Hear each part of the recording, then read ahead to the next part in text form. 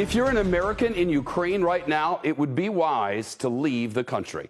That's the warning today from President Biden as Russia masses 140,000 troops, tanks, fighter jets, bombers, missile systems, and heavy artillery along Ukraine's border.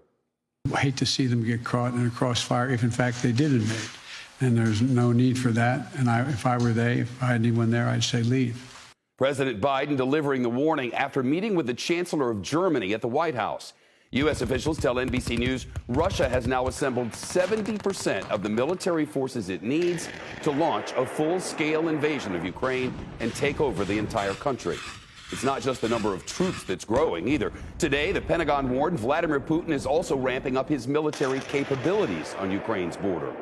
That means not just infantry or tracked vehicles, but artillery and long-range fires and air and missile defense, as well as special operations. I mean, he has a full suite available to him, and it continues to grow every day, including just over the last 2 days. New satellite images from this weekend show advanced Russian military deployments in Belarus. The country is a close Russian ally that borders Ukraine and is in close striking distance of Ukraine's capital, Kyiv. This image shows the possible deployment of short-range ballistic missile systems.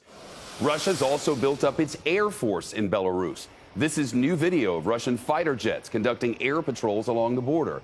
Meanwhile, U.S. troops and military vehicles have started arriving in Poland, a NATO ally that shares a border with Ukraine. And the French President Emmanuel Macron playing the role of peace broker today. He traveled to Moscow to meet face-to-face with Vladimir Putin at the Kremlin. No breakthroughs, but Macron did sound optimistic, suggesting some progress had been made. While Macron was at the Kremlin, President Biden issued a new and significant threat to Russia regarding a critical gas pipeline. CBC senior White House correspondent Kayla Tausche with that part of our top story tonight. Kayla. Shep, Europe gets about 40% of its energy supply from Russia, and a second undersea pipeline known as Nord Stream 2 would double the amount of gas coming into Germany. But President Biden today said the pipeline will never turn on if President Putin pursues combat in Ukraine.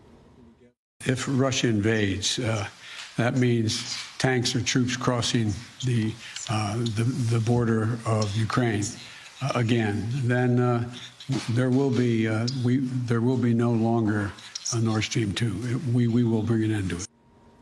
As Nord Stream 2 neared completion, the U.S. tried to carve out sanctions on the Russian tankers laying the pipeline in the Baltic Sea, trying to focus the financial pain squarely on Moscow.